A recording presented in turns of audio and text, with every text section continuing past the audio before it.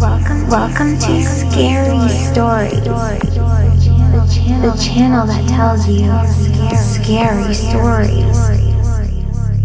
It's Monday Night Monsters on Tuesday morning. Yes, we've delayed this week's program so we can make it extra long. On this show, we've got Dogmen. We've got different kinds of Dogmen. We've got a vampire and who knows, maybe even some other kind of furry cryptid. So find a place to hide where the werewolves won't think to look for you. And let's get started with our scariest hour-long episode ever. Two kinds of Dogman. Dear Scary Stories NYC, I have only seen one weird thing in my entire life, but it was actually kind of seeing two weird things when it happened. I've never seen a UFO, I've never seen Bigfoot, and I've never seen a ghost or a lake monster. But one night, when I was a teenager, I actually saw two different kinds of Dogman. I grew up in Pennsylvania, not far from the 3 Mile Island power plant, in a little place called Mount Hope. One day, I attended a Renaissance fair that was near me, and after it was over, my mom came to pick me up and drive me home. We were driving along the Pennsylvania Turnpike because she wanted to return my costume before we went back. Long story. Anyway, the turnpike over there drives past this wild game land that my father kept claiming he was going to take me hunting inside of, although he never did. The traffic was pretty light at the time she came to get me that weekend, and so there were very few distractions as we saw something strange happening on the embankment to our left. In front of us across the road down the highway a bit, a large man seemed to be coming out of the woods, but my mind wasn't really able to classify or define what kind of man that was. My mother was also staring, slack-jawed, at whatever was up there. I think she understood what it was before I did, just judging by her reaction. I noticed the cars in front of us slowing down, apparently to watch the same man that we had noticed. I pointed this out to my mom, openly wondering what could be so interesting about a man that would make drivers slow down. She started slowing down too, until the highway turned into a slow-moving parking lot, all staring at... What was that? As we were finally getting close enough for me to make out more detail, a second figure emerged from those trees. This one was a shaggy dog. It bounded on about halfway to the road, dug something out of the grass with its mouth. Then, with whatever was clenched in its teeth, it bounded back to the other large figure. Now that we were pretty close, you could see that the man-like figure was covered in fur, and it had a very strange-looking dog-like head, but a crazy-looking dog-like head. It was something from a horror movie. I had to stifle a scream.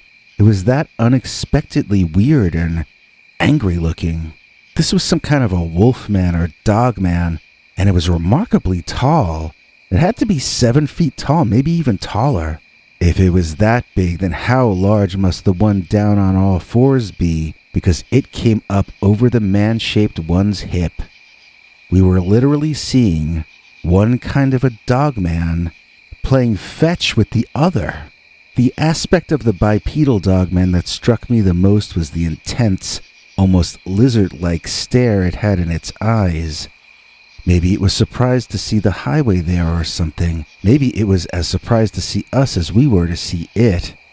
The quadrupedal one didn't seem to notice us at all, and it was harder to make out the features on that. It was extremely furry with very long and shaggy hair that went all over. As it ran, the long fur blew all around in the wind. I couldn't make out its eyes and only knew where the nose and mouth were by the way it had picked up whatever that was and carried it like a dog does. I guess it was somewhat like a sheepdog, you might say. While that sheepdog-like one was retrieving, the upright one scanned the highway, taking in all the cars slowing down. For a split second, As its eyes scanned in my direction, I saw bright eye shine, and it sent a shockwave through me.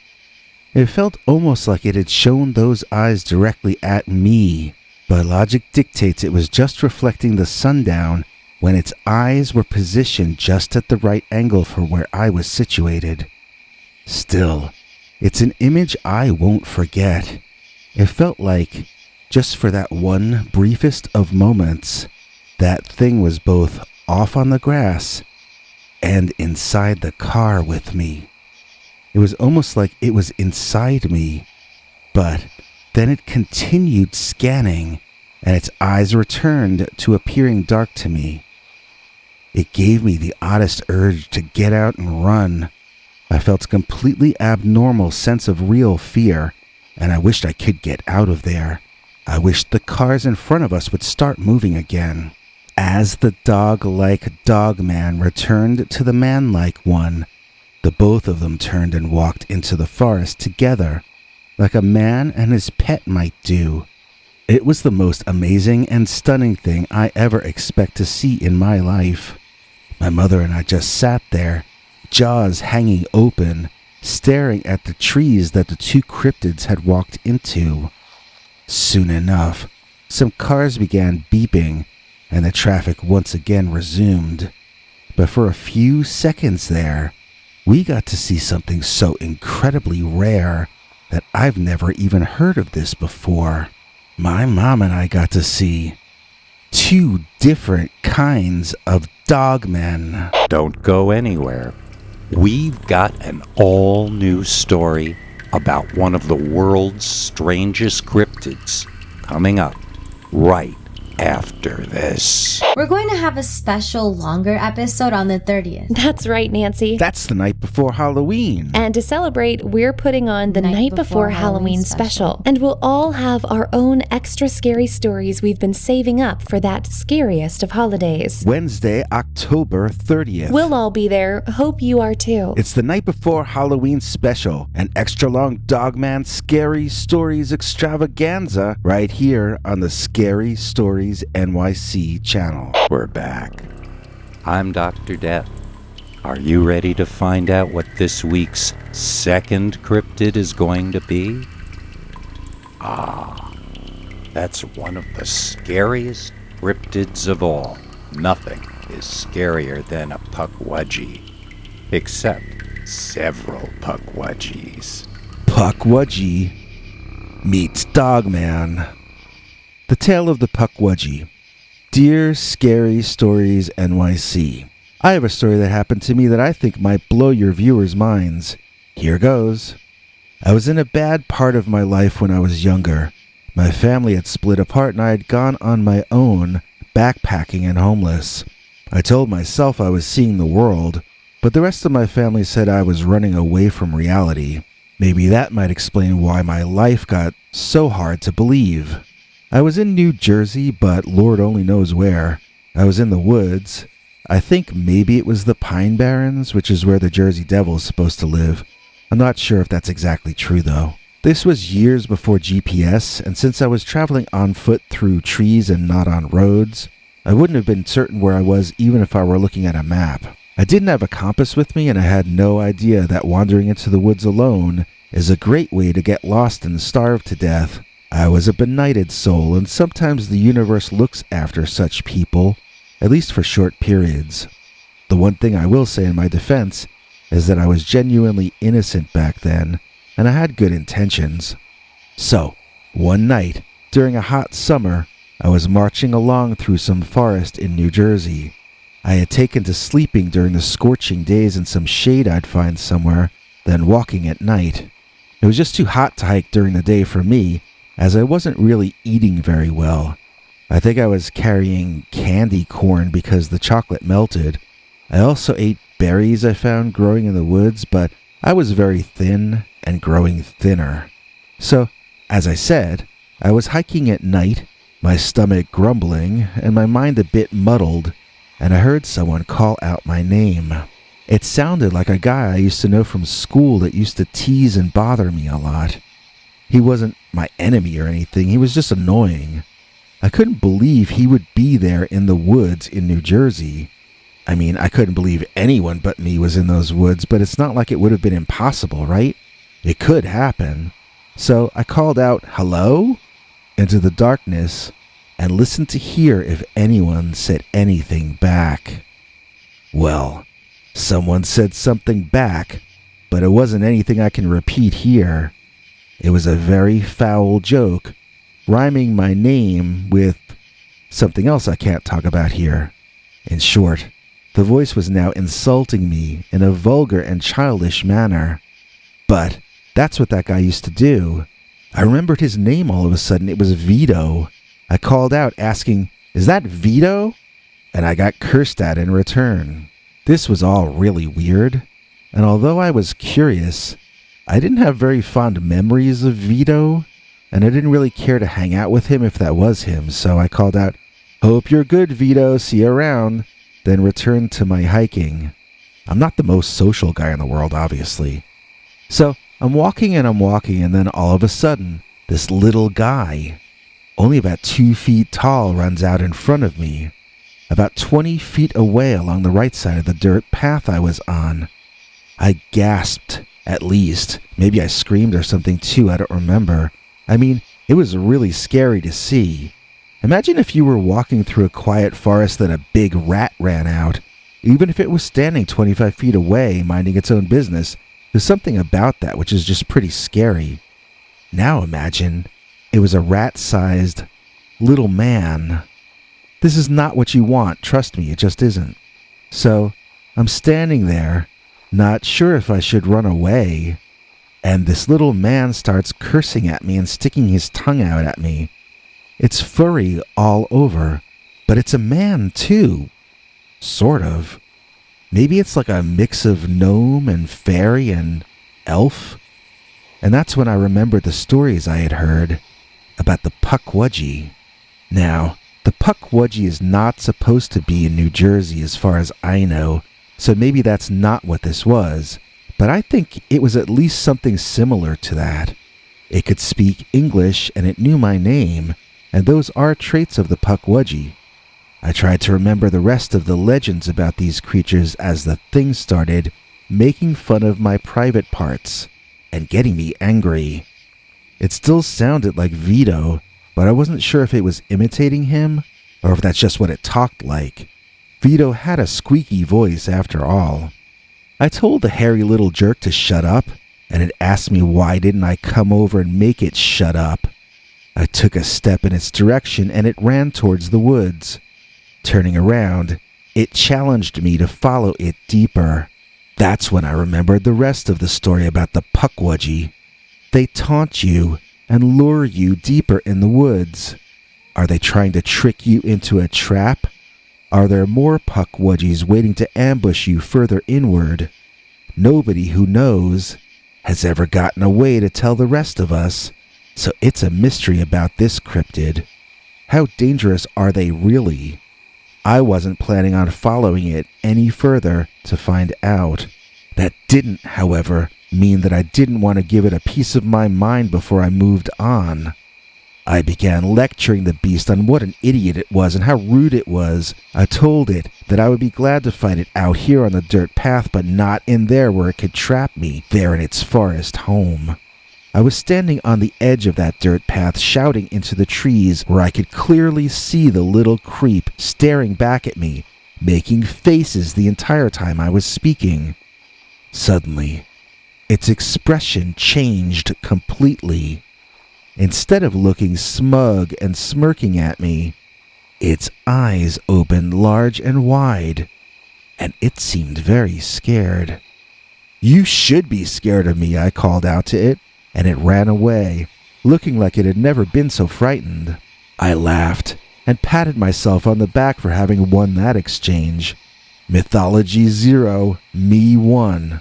I was quite proud of myself as I turned around and quickly realized that the Pukwudgie wasn't afraid of me. It was afraid of what was standing behind me, as in a very large and very angry-looking, 6 foot tall, hairy, dog-headed humanoid. The dogman snapped at me, and I ran away from it. I didn't notice at first, but I was running in the same direction the Pukwudgie had run, deeper into those woods. Was I being led into the Pukwudgie's trap by the dogman? Were the two of them in cahoots? Or was I leading the dogman toward a 2-course meal, both me and the Pukwudgie? In either case, it seemed I should exit stage left rather than progressing forward. I did just that. I took a hard left. I had no idea where I was running to, but then again, I had no idea where I was running from either. I had no idea where I was at all. All I knew was I wanted to stay alive. Miraculously, I didn't see either of those monsters again that night or ever again afterward. I left them somewhere behind me, and it was not through any brilliance on my part. I just got lucky that the dogman didn't follow me when I turned. Maybe he saw the Pukwudgie as an easier catch. Maybe I hallucinated the entire thing. I really have no explanation at all. I can only guess as to what happened. But I know that was the weirdest and scariest thing that ever happened to me. The night that Pukwudgie met Dogman. That's not my girlfriend.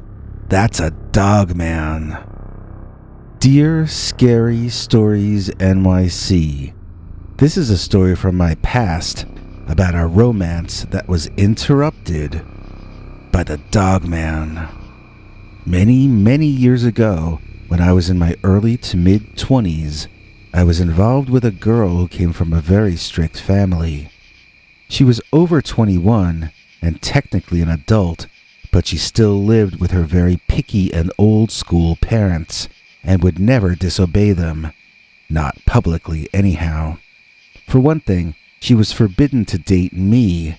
She still wanted to anyway, so she decided that in this case, what her mom and dad didn't know wouldn't hurt them. She came up with an elaborate plan which would allow us to see each other at least once a week. There was only really one young guy in town that her parents approved of. They thought he had the right family, the correct upbringing, charm, manners, and sense of fashion. This was the only fellow they could imagine their daughter marrying, and they told her that frequently. What her parents never grasped about the guy was that he had no interest in girls. He was batting for the other team, as we used to say. So, my girlfriend's plan, let's call her Desdemona because the name just popped into my head, Desdemona's plan was that I should give her money to bribe the guy that her parents liked into pretending to take her out on dates. He would show up at her parents' place to pick Desdemona up in his fancy rich kid car, and he would say all the right things and charm them. Then, he would drive her over to see me, and she'd give him the cash. Same thing with her lift home. He was the most expensive cab driver in our town, but he was worth it to us. Bribe Boy would drop Desdemona off at the corner with the empty lot of trees down the block from me. There were no houses there, and they wouldn't be seen. Those trees led right up to the back of the house I was renting. I remember standing in my backyard, leaning on my fence, watching the trees in the distance. I knew that when they parted, my girlfriend Desdemona would be walking through, and my favorite night of the week would finally get started. It worked every time, and she was never late once. Until one week. It was 5 minutes after the time I expected her, and she hadn't arrived yet. I got a bit annoyed on the one hand, but frightened on the other. What would I do if she didn't show? Call her parents? That was out. This was before cell phones. We only had landlines. The new thing at that point was answering machines, but not everybody had them yet. I wasn't sure I even had Bribe Boy's phone number, although he shouldn't have been home then anyhow. I looked at the clock and laughed at myself for freaking out over someone being 5 minutes late. I called myself a control freak and cleaned up the house a bit, certain in my head that she would arrive soon. My stomach was tight and cranky. It wasn't as sure that things were okay as my head was. Soon, Desdemona was 15 minutes late, and I was genuinely growing worried, while simultaneously feeling like an idiot who was overreacting. I went outside to stare at the trees again in the direction she should be coming from. They blew in the evening breeze, but they didn't part, and nothing came out of them. I walked back inside and stared at the telephone. Who could I call? I couldn't even call the police because they would contact her parents and then her parents would know about the two of us. I couldn't think of anything to do at all. Walking back outside and looking at those trees, I contemplated hopping the fence and walking down to them. It was probably already too dark to see much in those trees, though, I realized, so I went back inside and searched around for my big flashlight. I found it upstairs, then climbed back down, gripping the banister really hard as I was feeling increasingly unhappy and very frustrated. As I went back outside, I saw that Desdemona was now 23 or 24 minutes late. Something must have gone wrong. Was she in an accident? Or had she dumped me? Once again, I was outside in my backyard, leaning on the fence, staring at the trees in the direction she should have already come from. I shone the flashlight once down toward the trees, but it didn't really illuminate much at that distance. I would have to actually walk down into them. Something inside told me not to go. It was that same something that had been telling me something was wrong from the beginning. That part of me had turned out to be right. I hesitated, wanting to investigate those trees, but not wanting to at the same time. Then, the trees began to part, and I felt such a huge sense of relief. I took a deep breath, and my entire body felt happy. She was finally coming. Everything was going to be okay. My girlfriend hadn't dumped me, and she was all right. I felt like jumping up and down, but instead, I put a bored face on, not wanting to let her know how upset I had been. The next thing that happened caused me to insta-drop to my knees and hide behind my little picket backyard fence. The slats of the fence had about 2 inches of space between each of them, so if someone knew where to look, they could probably still spot me, but I thought if I held still enough, that it was dark enough out that I would be able to see that person without that person noticing me. So, what person was it then? We can already guess it wasn't my girlfriend, so who was it? What I saw, I'll tell you, it looked like something from a mythical South American jungle or something. What I mean is, it looked like something from an old myth, or something from a horror movie, or maybe something from prehistory. My first intuitive feeling is that I was looking at a giant sloth. These are animals that really did exist. We have skeletons of them, and they actually lived in South America. They would resemble Dogman in some ways, in that they may have walked upright, and they had incredibly long and vicious-looking claws on their hands. Once I dropped behind the fence and watched, though, I didn't think it was a giant sloth any longer. As those immense, clawed, yet somewhat human-like hands pushed the trees and foliage away, they exposed the creature itself, the one parting the trees with its arms. This was, for lack of a better way to put it, an intelligent canine. It was something like a dog, an upright dog as they say, but this was also a man. I don't just mean because it had a massive, broad chest and muscular human-like arms to either side.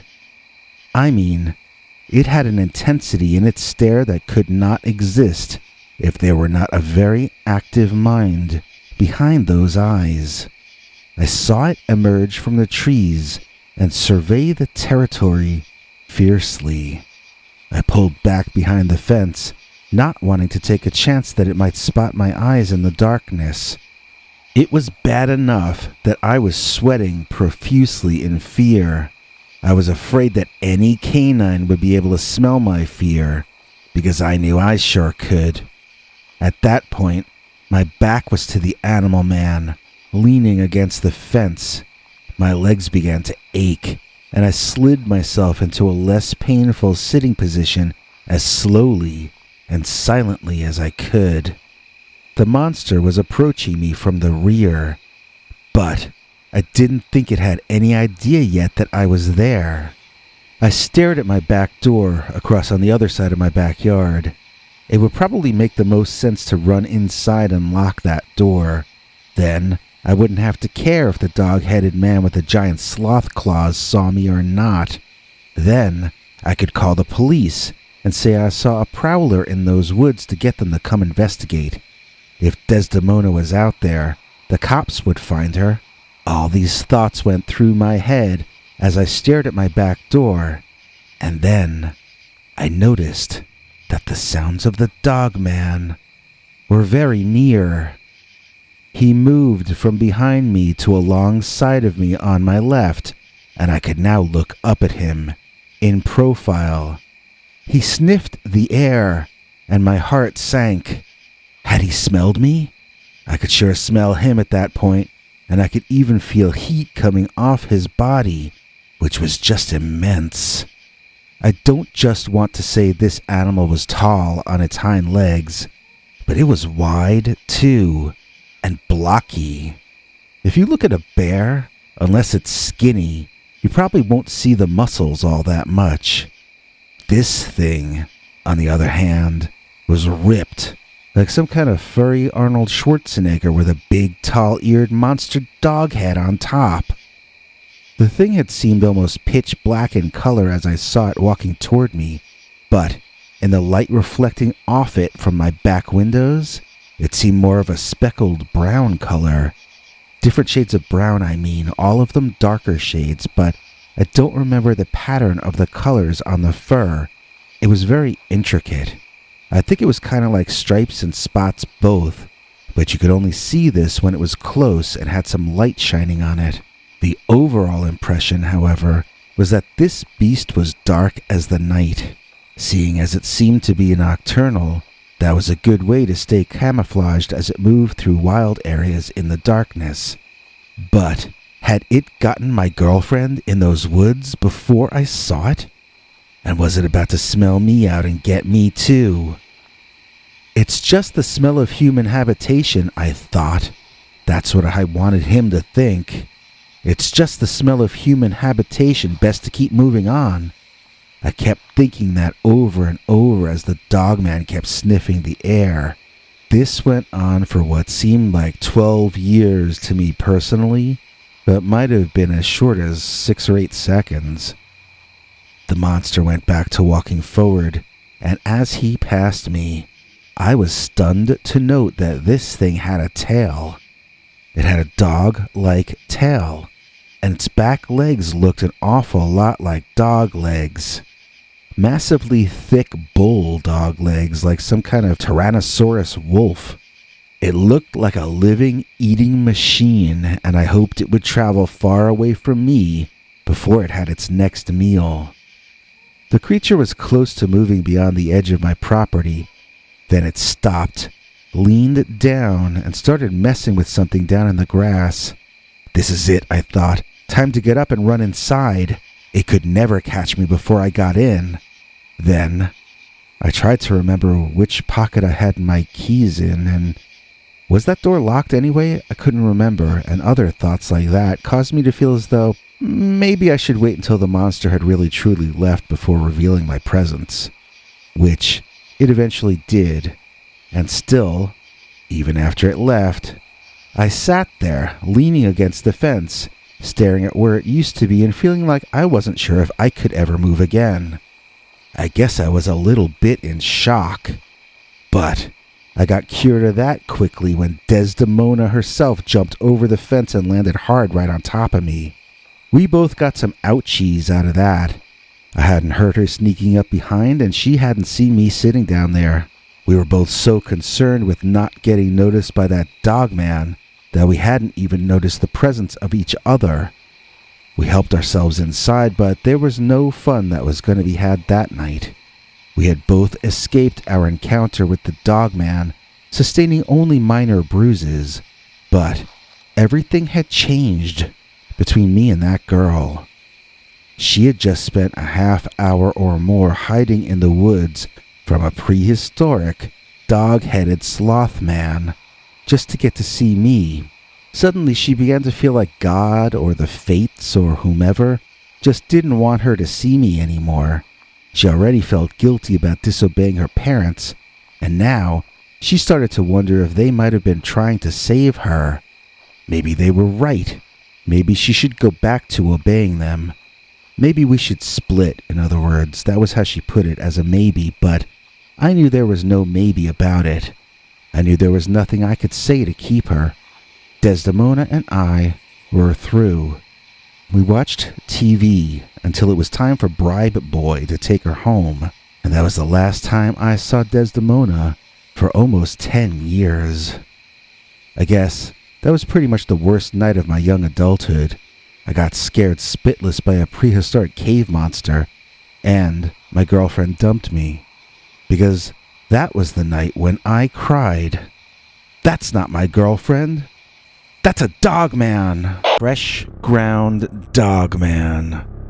Dear Scary Stories NYC, I want to tell you the story of what I used to call the out of coffee Dogman, but a friend of mine dubbed him the fresh ground Dogman, if you like that better.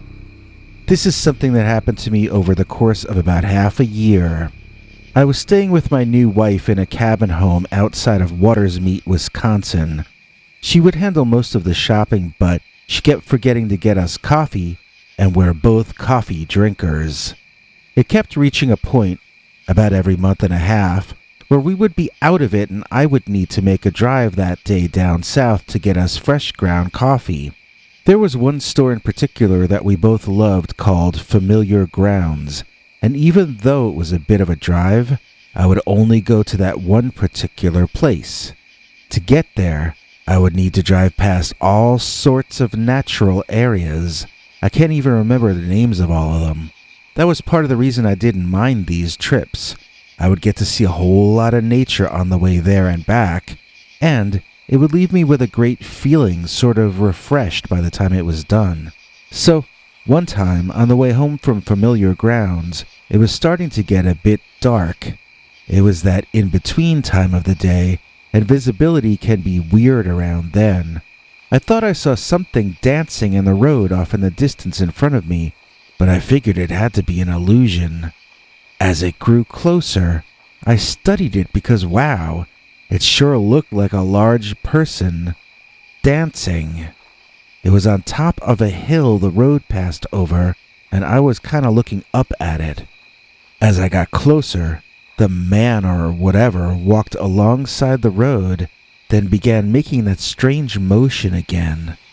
Closer, though, I could see that this was no man, and that it was not dancing. This was a dogman or a werewolf. There was no mistaking it. It was furry like an orangutan, although its fur was a darker orange or even a brown color. It had a fierce-looking wolf-like head with a mouth of teeth that could bring down a grizzly bear. It reared back and let loose with a howl so loud that the windows of my car rattled as I drove past it. It surprised me so much that I swerved left to avoid it, even though I wasn't anywhere near hitting it. I just didn't want to be so close to it, and I swerved away, almost skidding out in the process. Regaining control and staying on the road, I sped away at speeds far exceeding the limit I was allowed. I tried to remember every detail to tell my wife, but when I got home, she was in a bad mood and starting arguments over everything, so I didn't feel it was safe to bring up something she might only mock me for. What was I going to tell her anyway, that I saw a wolf man? She probably would have told all her friends that I was insane. I needed to calm her down, not add fuel to her raging fire of bad energy. The next time I went to get coffee was around 6 or 7 weeks later, and that time I made sure to tell my wife where I was going in advance so I wouldn't get yelled at when I got back. She gave me a short list of some stuff she wanted me to get from the store while I was there. I felt sure I had covered my bases that time and that I could just enjoy the trip there and back. Well, I was half right anyway. The trip there was gorgeous, and on the ride back, it was once again growing dark. I was much closer to home this time when I once again saw this unbelievable sight. A man with tall dog ears on the top of his head. I thought, what a coincidence that I saw that wolf creature last time, and this time there was a man with a werewolf mask alongside the road, wearing a dark jumpsuit. I'll have to make note of this synchronicity. But when I drew closer to the man, I saw that it was not a man. It was not wearing a jumpsuit either. This was another Dogman. No, wait. Could this be the same Dogman? I was so stunned, I actually took my foot off the brake to allow the car to slow down a bit. I mean, I didn't hit the brakes or anything, but considering how scary the first Dogman had been, why was I easing off the gas to rubberneck at viewing this second one? Well, I don't think it was a second one, that's why. I really think that was the same exact animal, and somehow I had seen it twice, along the same route, but miles apart each time. The thing was just standing there, staring across the highway at something, but as I slowed down, it turned its head and looked right back at me.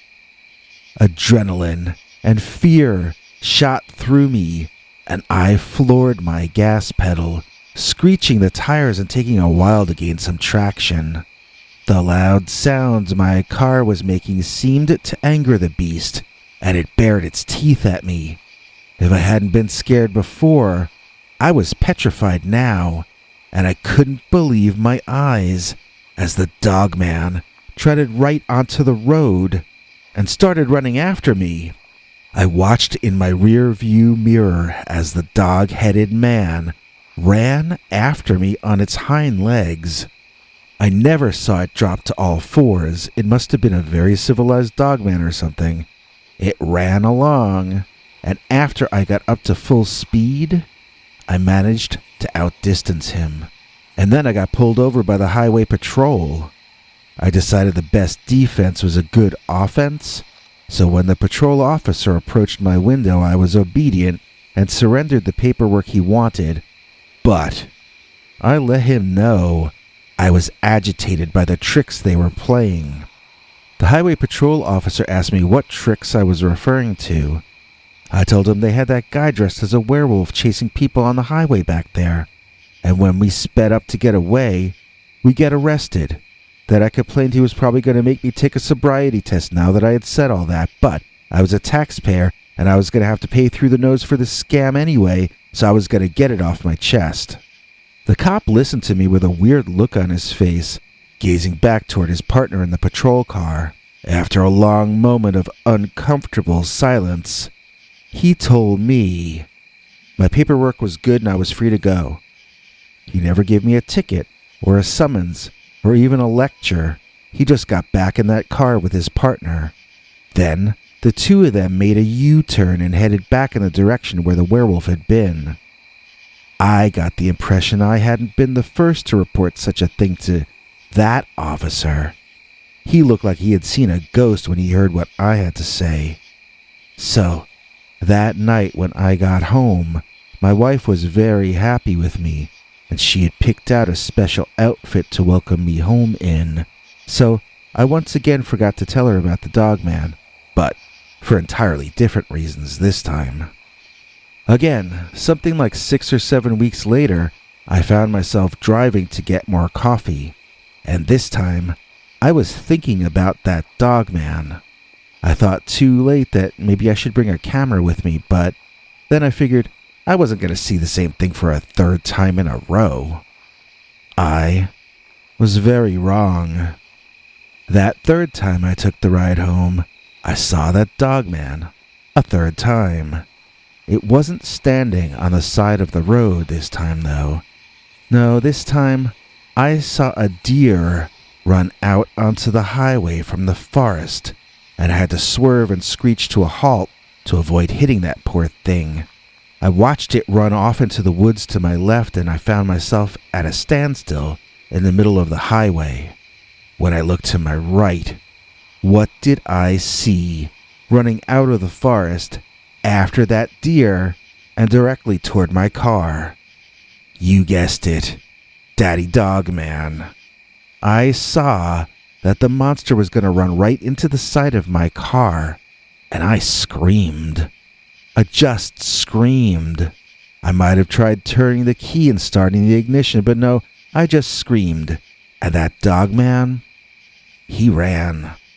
I screamed loudest as the monster was about to smash into me, but then it did something quite unexpected. It leaped over me, landing once hard on the top of my car, then bouncing off and following the deer into the woods on the other side of the road. Okay, I don't know about you, but this was the tipping point for me. I screamed and cursed and shouted threatening things to that Dogman. It helped me feel a little bit normal again, and less like I was being battered about by the winds of fate out of my control. Of course, if that Dogman had come back out of the woods, I would have grown polite immediately. It was big enough and fast enough to chase a deer, and that Dogman was not something I wanted to tangle with. I heard it howl in the woods in the distance, and that put the fear back in me. I got out of there as fast as I could. For some reason, this was the most unsettling of the 3 sightings. When I got home that night, my wife could tell something was wrong with me. Eventually, she got the whole story out of me. I told her the 3rd sighting first, then the 1st and 2nd. She didn't make fun of me. She was amazed by it. Soon, all my friends knew the story, mainly from my wife telling them all. People invited me to parties as the entertainment. Everyone wanted to hear these Dogman stories. They took note of the route and told me they started driving it, but none of the rest of them saw any monsters. The next time we ran out of coffee, my wife joined me in driving to get more, and boy was she excited for the ride back. I wasn't. I had grown sick of the Dogman. It's hard to explain how terrifying it can be to see one. It's a lot more frightening than seeing a bear or even a big cat. This thing is likely a man-eater, same as those other predators, but this thing also looks like a man. It seems like something too intelligent to be living in the wild, but it's too savage to want to come indoors. It's really the most terrifying thing on planet Earth, as far as I'm concerned. To my friends, it was the out-of-coffee Dogman, but to me, it was a living nightmare.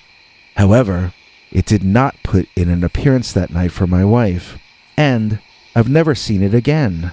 Some of my friends from back then still believe me, but others who wasted hours and hours driving along that highway think I'm a liar and a jerk.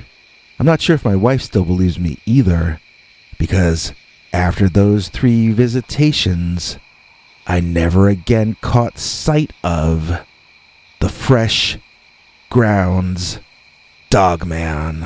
Come see those American girls perform semi-live in hologram form on stage at the next Northeast Comic-Con. Meet Batman villains from the Gotham TV show. Watch Will Brierly's artificially intelligent cartoon character interview celebrities. See Debbie, Sophie, Alicia, and Chibi perform on stage. All this plus so much more. Breaking news just added to the show are these stars: Dana DeLorenzo, star of Ash vs. the Evil Dead, the greatest horror comedy series that will ever be. Shake the hand that ended the second lives of so many Deadites. Also, Marty Ross of the New Monkees, Denny Lane from Wings and the Moody Blues, co-writer of Mull of Kintyre. He will actually come hang out with us mortals.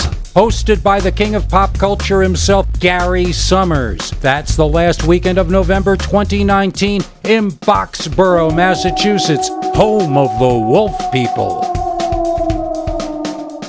Dogman is a symptom of a larger problem. Dear Scary Stories NYC, I have had what my wife calls a Dogman habituation for the last 3 years, but I keep trying to tell her and everyone else that Dogman is just a symptom of a much larger problem. We live in a haunted house, or at least it became haunted after the night that my wife and I saw a UFO while driving home at night from our relatives in Maine. To my wife, these are unrelated events. To me, we saw a UFO, then our house became haunted, then a few days later, we both started seeing werewolves walking around the edges of our property. I know that sounds ridiculous, but I'm not sure what else to call them. They look like robots when they stand still because their eyes glow like artificial lights.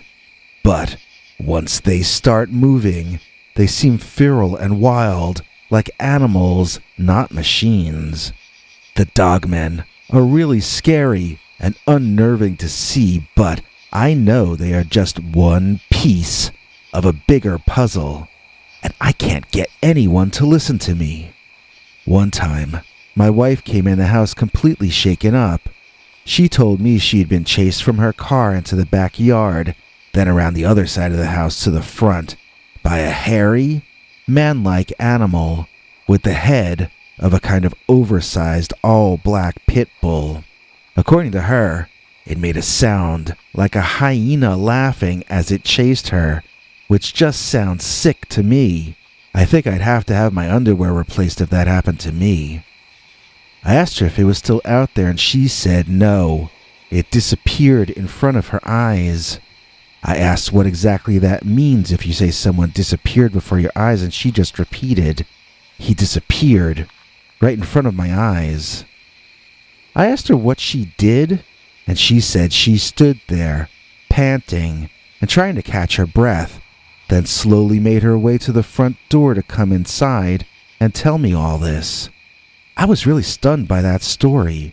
I've never seen anything like that happen. I mean, if that thing can blink in and out, what does that mean about it and about this entire situation? Does it mean the thing wasn't really there? That it was a projection of some kind? A hologram, an illusion? A hallucination? Or was it there? Then maybe it teleported somewhere else? If it was real, that is. Another possibility might be that maybe it just became invisible, but was actually still there the entire time. And why would it chase my wife, then let her go? Animals usually have some reason for chasing something or someone, such as food. Then again, this was a dog-headed animal, and dogs are weird. It was around this time that I started putting 2 and 2 together and realizing that all this stuff was somehow the same thing. I'm not 100% sure what I mean by that, but I know I mean it.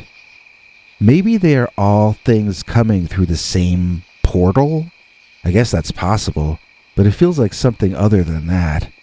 It feels like something has taken an interest in us, an unhealthy interest as far as I'm concerned. I've since begun reaching out to other individuals I won't name in our area who have had experiences similar to ours. Almost all of them so far who were experiencing hauntings have also seen strange lights in the sky or strange animals on their land. Same with those who talk about seeing dogmen. If I sit down with them and talk, I find after a few minutes, or in one case after a few weeks, that they're not just experiencing one phenomenon, they're experiencing varied phenomena. It's just that each person has a different aspect of it that frightened them the most, and the other aspects of it weren't in the forefront of their brain as a consequence. In fact, I would go so far to say that I think everyone who has seen a Dogman has probably also experienced a haunting or UFO experience, whether they realized it or not. Perhaps a UFO buzzed their home, but they just didn't notice? Or what if a ghost hid their car keys in the freezer, but they had been out partying the night before and just assumed they did it themselves? And what about the people who see the UFO, but then are asleep when the Dogman comes around their property? Or those who notice the ghosts, but not the other phenomena? How can any of this be measured in a scientific or realistic way? I would urge, if you have strange phenomena happen to you, that you keep note of anything else odd happening around you as well. I'm not trying to make anyone paranoid, and I'm not insisting that my theory is correct, as it's just a theory, but if everyone that I'm describing takes notes and keeps records, maybe someday there will be enough accumulated evidence to actually say something we can be sure of related to all these kinds of especially strange phenomena. I mean, maybe I'm completely wrong. Maybe UFOs are one thing, hauntings another, and maybe dogmen are just animals. Maybe it's just a coincidence that my wife and I experienced all three. But maybe, just maybe, they really are related. And if they are, I want to know how and why. Don't you? My family legend involves a vampire and a werewolf. Dear Scary Stories NYC, I come from a family that has its own legend. We gather each year on Halloween, and the oldest family member present tells the family story to all of us, mainly to the children. We all learn it and hope someday to get to tell it ourselves. It's a creepy story, and it sounds completely insane at points, but this is the supposed legend of why we first moved to America. Let me just tell it to you, and you can make of it what you will. I had an ancestor, I don't know his exact relation to me, but a great something. We call him Uncle Oscar. He was living in the old country, and he got lost coming home from hunting one night. The forest all around him was unfamiliar, and he grew frightened. Oscar saw a man in the distance and started heading toward him, hoping to get directions when he was close enough. But as he watched, from a distance, he saw something terrible happening. There, in the moonlight, that man began gesticulating and moving around as though having a bad attack of some kind. Uncle Oscar ran toward him, planning on offering help if he could find out what had gone wrong. When he grew closer, though, he discovered the man growing in size as he shouted in pain and anguish. Hair grew out of every part of him and his clothing tore away. This was a man becoming a hairy monster of some sort. Oscar hid down in a spot the monster couldn't see, and he watched the entire transformation. By the time it was over, Oscar was viewing an immense man standing on his hind legs, but with the head of a wolf and a distorted, hairy, monstrous body. It was not the classic werewolf, in that this thing seemed to have grown into the beast via some sort of mutation. The mutation was uneven, and the monster was imbalanced looking. It didn't seem as though it was well, and yet Oscar saw it move more quickly than any well animal he had ever witnessed. It was a top-heavy creature with short legs carrying a wide chest and an immense dog-like head. It was unnatural and wrong and shouldn't exist, but there was nothing Oscar could do except accept that this was happening, and there was nothing he could do except hope the monster didn't notice him. At some point, the transformation was complete, and Oscar stole out from his hiding spot to check if the coast was clear. The creature had vanished, so he resumed his walking. I guess he just scratched one more thing off his bucket list and moved on. Oscar was no closer to finding his way home hours later as he happened upon a small house in the woods, with smoke coming out of the chimney and light emanating from inside. He had no choice but to knock on the door and ask for food and directions, so he walked up to the old place.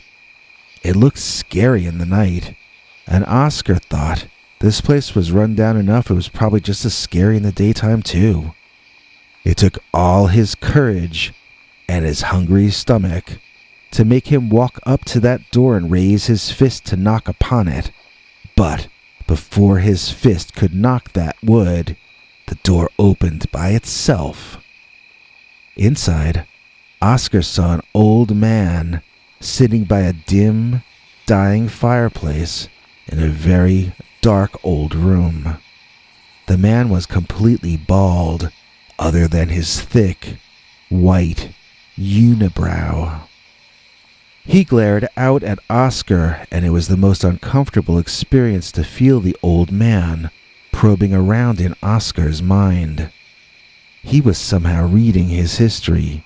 He was coming to know who Oscar was, but Oscar had no idea who or what this terrifying old man was.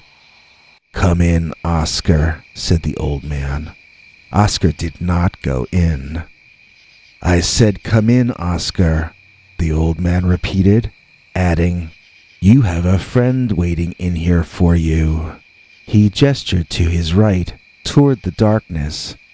Oscar craned his neck through the doorway, looking inside and to his left, trying to see who the old man was referring to. He saw only darkness. There was a sound from that dark, as though someone were stirring, and Oscar leaned in further to see better.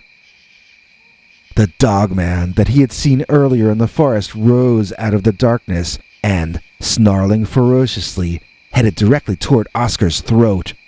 Running into the woods to get away, Oscar felt as though he were losing his mind. None of these things were possible. None of this could be happening. Yet, it was happening, and his life might soon be over because of it. Oscar ran, and was filled with fear. Even at the same moment, he relished every breath of fresh air he took into his lungs.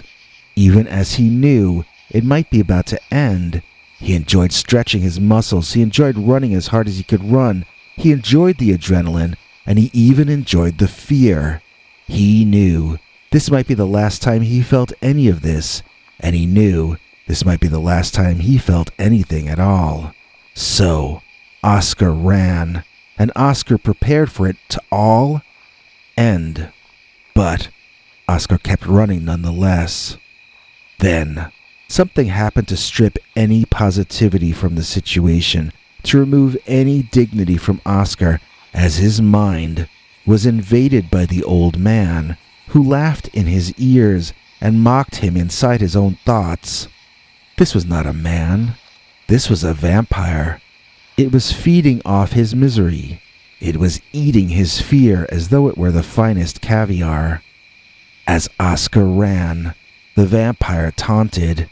It was like he was broadcasting a live stream, and Oscar was the entire audience.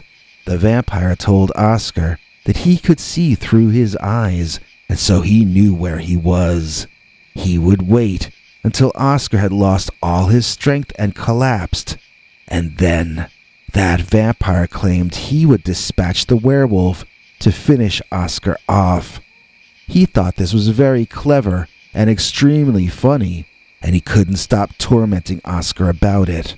My ancestor came upon a fairly wide stream, but only about 2 or 3 feet deep. He waded in to cross it, but discovered that when he did, the vampire's live stream seemed to cut off. The noise in his head stopped. Sensing that this was a break, Oscar walked upstream. The water seemed to cut off the vampire's ability to read his thoughts and broadcast in his brain, and the stream would also erase his scent so that the Dogman wouldn't be able to track him either. And so, my ancestor, Uncle Oscar, walked upstream until it led to a big river. From there, he booked passage on a boat heading to the edge of the old country, and from there, he booked passage to America. Since back then the entire voyage took an extremely long time, the vampire lost track of Oscar's mind. In America, he was a free man, able to start over anew, free of the vampire, free of the werewolf, free of the old country. In the United States, these stories seemed silly to even consider, and yet they had been his reality before he moved here. They were so real, in fact, that they were the very reason he moved here. And that's how my family legend goes, because my family legend involves a vampire and a dogman. Hey, it's me, Henry Lee Dogman, here to thank those of you who support all of us here at Scary Stories NYC. It really helps us if you click like, and if you forward our videos or leave cool comments. If you can, it helps us even more when you let us share our 25 episode and growing collection of uncensored, scary Dogman stories with you by becoming a paid subscriber at peterbernard.com. That's right, join our monthly club and get 25 stories right off the bat, each of them wilder than what we're allowed to tell you on this channel. Then, each Sunday, get another new scary story, usually a Dogman story, but always uncensored and secret, available nowhere else on the planet. Please consider joining us today at peterbernard.com and keep the scary stories coming. Thanks, everyone. If you enjoyed this, please click like or consider subscribing. Remember to click the bell icon or you won't get notifications. If you want to listen to Bigfoot's secret uncensored story each Sunday, just go to peterbernard.com and become a paid subscriber. See you tomorrow. Same dog time, same dog channel.